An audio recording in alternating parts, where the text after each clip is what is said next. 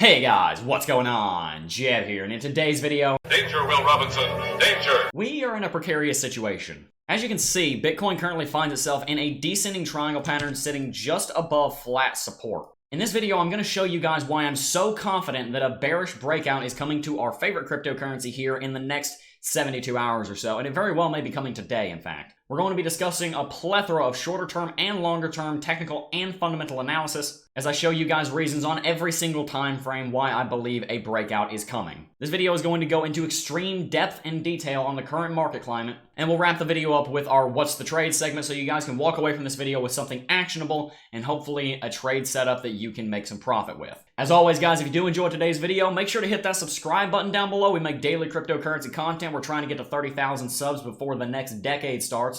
And also, if you like the video, make sure to hit the like button. If you disliked, make sure to hit the dislike button twice so I know you really didn't like the video. And without much further ado, guys, let's go ahead and dive right on into it. Guys, I'm going to be real with you. I am quite bearish on Bitcoin, and I think there's a good reason for that. One of the first things that I want to show you before we dive into the more advanced stuff is this. You know, some people are comparing what's going on right now to this market over here, and while that very well may be true, there's one distinct difference I want to point out. Over here, people were still enthusiastic about the market. People were still excited about the market, as noted by the 45% rally that we saw in the span of one day. Lately, guys, Bitcoin has been looking very weak. We've been seeing downtrends. We've been seeing lower highs. Right now, we're seeing equivalent lows, and very possibly we're about to see a new lower low. And like I said, guys, every uptrend that Bitcoin goes into, I see 3 on this chart right now. Every one that Bitcoin goes into, it gets increasingly weaker. We see this one with about that angle of attack. We see this uptrend that's a little bit shallower, and then we see this little excuse for an uptrend that's been going on for the last 2 days. I mean, does that even really count? Look at that thing. And even with Bitcoin trying to move to the upside, only 2%,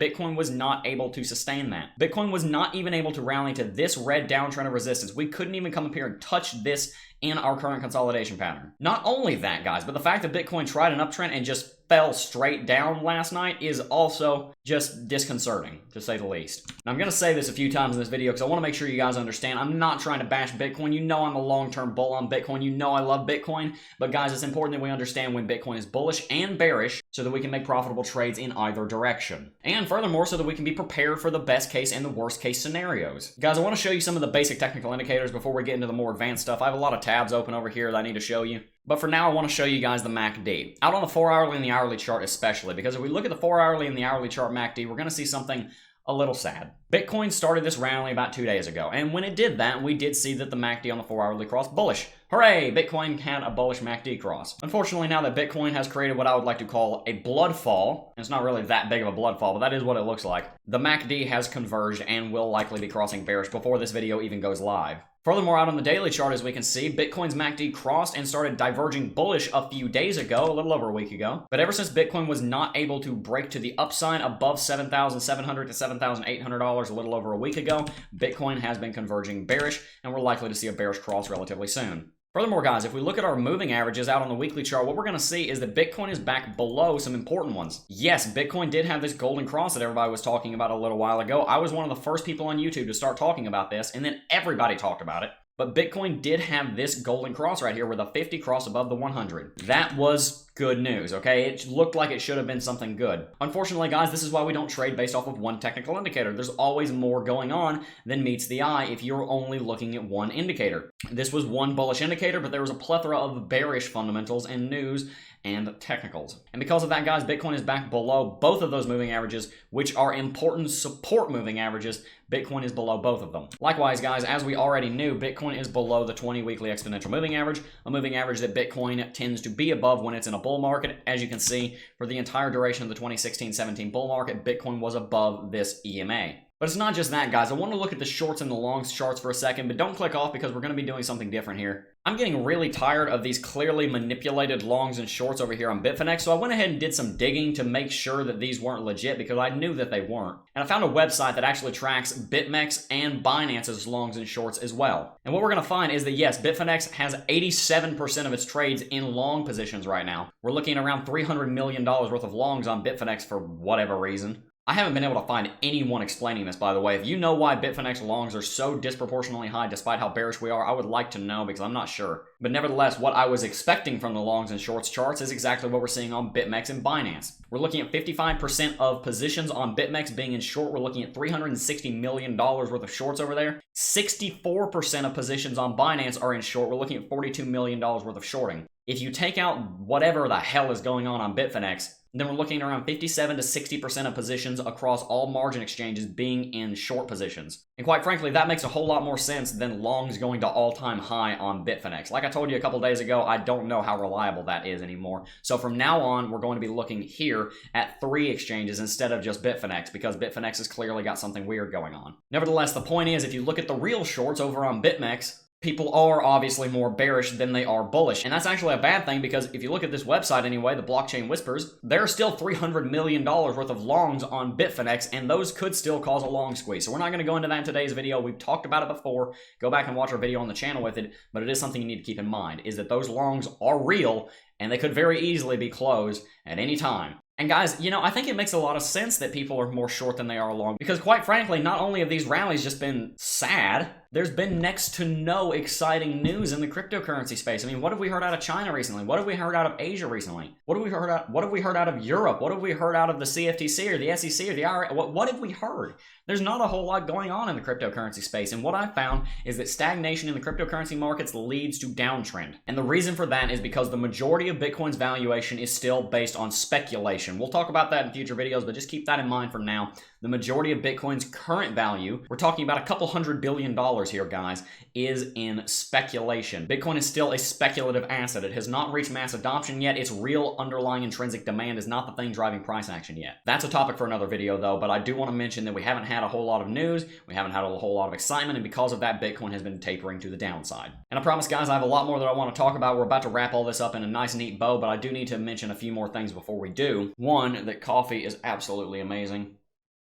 But other than that, guys, something that I've noticed in 2019 that I've talked about before, but I need to bring up again, is that Bitcoin got very overextended this year. We saw a huge, and I do mean huge, rally from the beginning of 2019 in January all the way up here to the end of June. The first 2 quarters of 2019 were very bullish. Bitcoin saw a major rally. It was a bull market. But if you compare this move over here, where from bottom to top, we rallied 350% in 200 days. If you compare that to the rally that kickstarted the 2016 bull market, where from bottom to top, we rallied 150% in 80 days. Both of those are huge numbers, but keep in mind, guys, this number is still half of the rallying. And from there, instead of Bitcoin just blowing up straight to the moon, Bitcoin consolidated for over 6 months. Our 2019 Bitcoin over here did not have that opportunity. We never consolidated for 6 months. We just kept on running. I mean, guys, Bitcoin basically did what we did in 2015 and 16 right here. If we had traded sideways right here all the way up until about now, we'd probably be going to the upside again. We'd probably be starting a new rally right now. But instead of doing that, because of what happened in 2017, and because of all the hype, and probably also, frankly, because of the YouTubers in the space, people got very excited about the cryptocurrency markets, and we pushed it just a little bit too far, and we've been paying for it for the last 6 months. I think the main reason that we've been in this long-term downtrend, and this kind of screwing with our technicals, like being under the 20 weekly EMA, is because we rallied too quickly, and we didn't have enough time to consolidate. So we're having a proportional amount of consolidation to the rally that we saw, because the bears have to have their time also, guys. That's just the way this works, and there's nothing really wrong about that. But that's actually a good thing, because if Bitcoin did just rally to right here and trade sideways and start a bull market sometime around the beginning of 2020, then we would probably start seeing that bullish move sometime around now. And I still think that's going to happen. No, I'm not contradicting myself. I'll explain that here in just a minute, so keep watching. Before I do, though, guys, I want to mention one more thing before we wrap out the video. And that is this, guys. It's the stock to flow chart. One of the most important charts in cryptocurrency technical and fundamental analysis, in my opinion. I'm not going to go into stock to flow right now, but in short, stock to flow is a ratio based on how much stock there is, how much of a commodity exists, and what the flow of that commodity is, how much of it is produced. So you take the amount of Bitcoin, roughly 18.2 million Bitcoin in circulating supply. It's actually lower than that, but use conservative numbers for simplicity. And then you take the flow, the amount of Bitcoin that is actually being created on a monthly basis, a daily basis, however you want to calculate it. And then you're left with a number. It's called the stock to flow ratio, and you can use that ratio to predict Bitcoin's price action. That's what this gray line right here is doing, going all the way back to the beginning of the cryptocurrency. It's predicting the price action of Bitcoin. And even even though it might not look like the greatest technical indicator on this chart, this stock to flow ratio does actually have an extremely high statistical correlation with Bitcoin's price action. And an interesting thing shows up if you look at the stock to flow model. If you guys will notice, Bitcoin had a major pullback here in 2014 and 15. In fact, the Bitcoin pullback from the end of 2013 all the way to the end of 2015, we're looking at 600 nearly 50 days of correction. Our Bitcoin, on the other hand, only corrected for about 420 days. I know I'm going to get comments about that. Before we started a new uptrend. Bitcoin had 200 less days of correction while being worth over 10 times as much during that correction.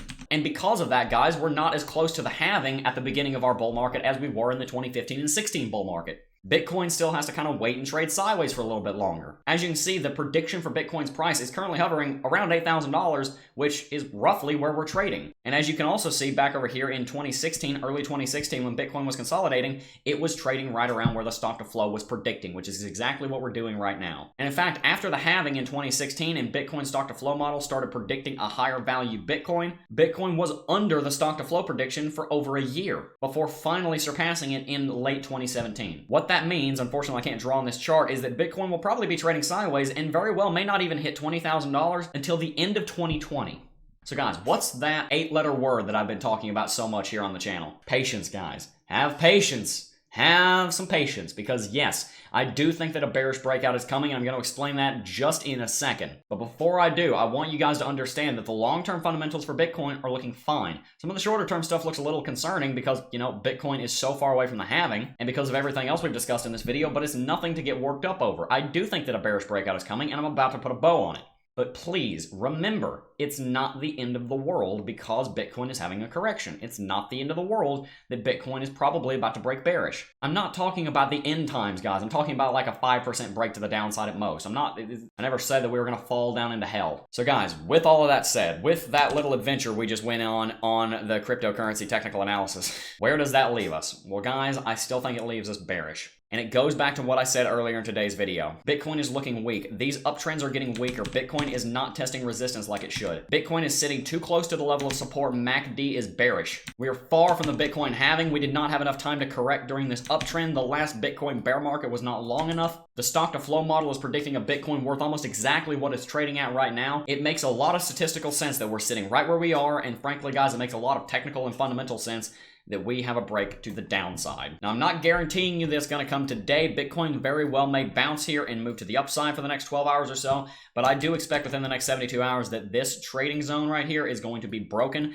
and Bitcoin is going to be moving to the downside. And so finally, to do what I know you guys have been waiting for, here is the What's the Trade segment. Bitcoin is sitting just above a very clearly and well-defined level of support, which means that the entry position for a short trade is very obvious. It would be around $7,100 to $7,125. Somewhere around here is a good entry position for a short. From there, guys, price targets go all the way down to $6,500. And even though one of the places that we could put a stop would probably be around $6,800, I personally think we're going to go all the way down to 6.5 or 6.6, where our bottom is, and try to put in a double bottom. Either one of those trades, the first one would be negative 3.6%, the larger one would be negative 8%. Both of those are very lucrative trades if you're using leverage. I would recommend, because you might not want to sit around and watch this trade because it's probably going to take a few days for this entire bearish move to play out, at most 10x leverage. If you use 10x leverage on a 3.6% move to the downside, that's about a 36% gain, and on an 8% move, that's about an 80% gain. There's a lot of profit to be made here, guys, and there's a very high risk to reward ratio. Even with our conservative prediction of where Bitcoin is going to go to, around $6,800, that still leaves us a 3x risk to reward ratio. With our larger move down here to around 6.6, that leaves us with nearly a 5x risk to reward ratio. Both of those are well within the realm of acceptability. So guys, I hope you did enjoy today's video. If you did, the subscribe button is down below. Like I said, we're trying to get to 30,000 subs before the end of the year. I think that would be awesome, and I'd love to see you join our community, so go ahead and hit that button. And also, guys, if you enjoyed the video, make sure to smash those likes. It really helps out the channel. And leave a comment. I want to hear what your take is on the market. Do you think I was right, wrong, downright stupid in this video? I want to hear it. Tell me down below. And also, guys, before we wrap out the video, I do want to humbly remind you of the Cryptocurrency Technical Analysis Academy. It is on sale through Christmas Day. We've got another 10 or 11 days to jump on in the course. There's a $40 off coupon code down below. If you want to learn how I did everything that I just did in this video, because, guys, I spent more time recording this video than I did planning this video. Most of what was done in this video was done off the top of my head because I've made 700 videos on cryptocurrency technical analysis here on YouTube. I've made hundreds of trades. I've done thousands of of hours of research in these markets. I've worked in them every single day for over 2 years. And if you want to learn everything and pick my brain, the CT2A, the Cryptocurrency Technical Analysis Academy, is the place to do it. For only $159, you're getting access to 34 videos and over 10 hours of high-quality content designed to teach you exactly how to work in these markets. Guys, when I say only $159, I really do mean that. I've seen courses this large selling for over $1,000 in the space. This is a bargain. It's a steal. There's over 1,000 members in here that can tell you that personally. And one more thing, guys, I need you to understand, we don't sell CT2A to go and buy a Lamborghini. We don't sell CT2A to go and buy a $20,000 watch. There's no watch on my wrist. The reason that we sell CT2A and the reason that we launched the first cohort was so that we could support what we're trying to do here on the channel, which is spread awareness and teach people about the cryptocurrency markets. And that does cost money. Tens of thousands of dollars a year go into running this channel. You guys don't realize that the entire setup I'm sitting in front of is worth over $5,000 to make these videos for you. This is not free. And it's thanks to you guys who joined CT2A and the first cohort, and you guys who donate with the links down below, use the affiliate links, all of that stuff. That's how this channel is able to keep running and how we're able to continue making high quality content. If you guys do want to support the channel, the link to the first cohort and the link to the Cryptocurrency Technical Analysis Academy are down below. And guys, both of those have refund policies. Both of those have cancellation policies. You can leave them. There's a 14-day refund policy on CT2A, and you can leave the first cohort at any time. So if you guys are interested in getting a great deal on technical analysis education before the next bull run starts so that you'll be prepared for it while also helping to support the channel, links are down below. I would humbly ask you to check us out. If you like it, go ahead and join. If you don't, then don't. I want you guys to do what you think is best with your money. But anyway, guys, this video is getting a little long. I'm gonna go outside and enjoy a sunny 65-degree day because I live in Florida. Sorry for everyone who lives above the Mason-Dixon line. I don't know what to tell you. But anyway, guys, like I said, that is going to wrap it up for today. I do want to thank each and every single one of you for watching as always, though. And I will see you guys in the next video. Peace. Oh, I got a real good feeling.